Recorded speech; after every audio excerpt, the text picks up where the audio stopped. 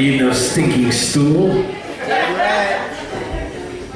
This guy's like 20 feet tall. Well, maybe I do, 'cause it's a short microphone. All right. Congratulations, Chris and Colleen. I will always be learning from both of you. That said, I do have a temper, and I am a sexually frustrated man. I am a politically frustrated man. I am a financially frustrated man, and there are times when I want to look at everyone that I know and say, fuck you all. I'm gonna live on the mountain.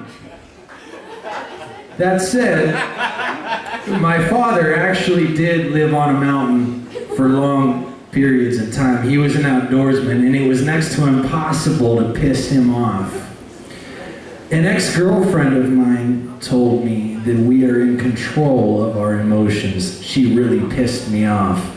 But I wanted to write a story that honored my father's strength and his ability to present an emotion other than anger. This is from a story called Mentholyptus. Marionville, Pennsylvania, October 10th, 1994. Carl covered the outdoor grill behind the Buckhorn Hunting Lodge, set his gold wristwatch, and took pleasure in how 15 minutes of concentrated heat would burn away residual ballpark grease and grime. World smell was cherry cigarillo smoke, musky dried leaves, dour lime emanating from the half-open outhouse door on the back of the property. The bottom story of the lodge wore a fresh coat of maroon paint. The punctured heart of the styrofoam archery target had been replaced. This all brought a comfort and lightness to Carl's broad chest and shoulders. Everything was in its place. Everything was newborn or dying as it should. So when Dick Voss backed down the drive, when the wheels on his custom Deluxe 10 kicked up gravel, a crackling Carl internalized that afternoon like bird bones breaking under boot heel. When Voss unlatched the back of the truck and clapped his hands twice and flashed a toothy grin at the emaciated buck splayed across the bed, Carl made his way into the Buckhorn kitchen and sat in relative darkness for what felt like a long while. What Voss had said was a four-pointer he'd rightly put out of its misery had grown on studying the creature for no more than a glance. 3 minuscule points on its rack and what looked like an aggravated pimple jutting from the upward curve where the right antler met a base of skull and soft fur. Carl wondered where the creature might have been taken and if Voss had sprung for a license this season.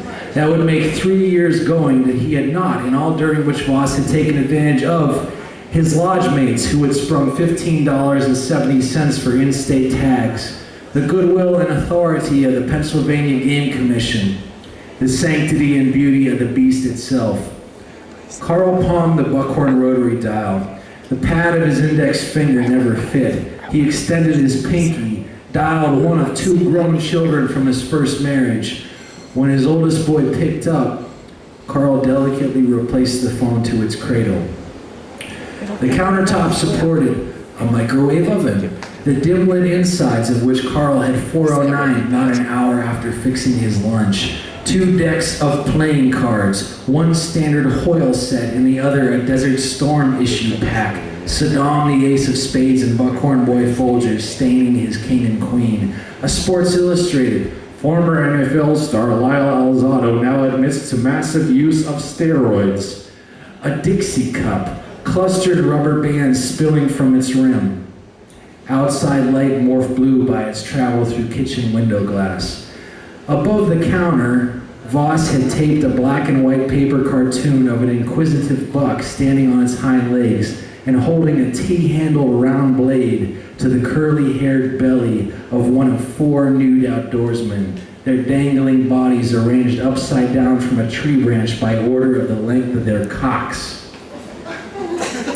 Carl thought of the black steel butt of his Winchester Model 70, of how it felt packed in the slot of muscle where right shoulder met chest, of how Voss might raise his eyebrows when he saw Carl had sighted him and was pacing towards him. The rifle would swing 180 from Carl's shoulder and its butt would strike Voss, whose devil smile would burst into teeth loosed and a rainbow spray of dark blood and spit and inky red man original. As Voss fell, the creature in the Chevy bed would tremor, and its wound would first inhale oxygen, then exhale a great supping of blood that would harden and sprout skin and short furs, and the frail buck would rise and lope into forest sanctuary.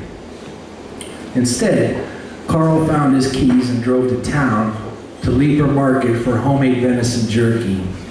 His GMC Jimmy coasted down each hill road. He nodded approval to no one in particular for dependable four-wheel drive. Last winter brought 6 inches of snow on average. Carl paid cash, thanked Gregory's boy Johnny at the counter, invited the kid for mountain pies at a buckhorn campfire. Carl pumped gas, studied Cloud. He pumped fuel for the old-timer next to him, who probably never unhooked his blue-white handicap hanger from his mirror. They took turns talking about the warmth of that October.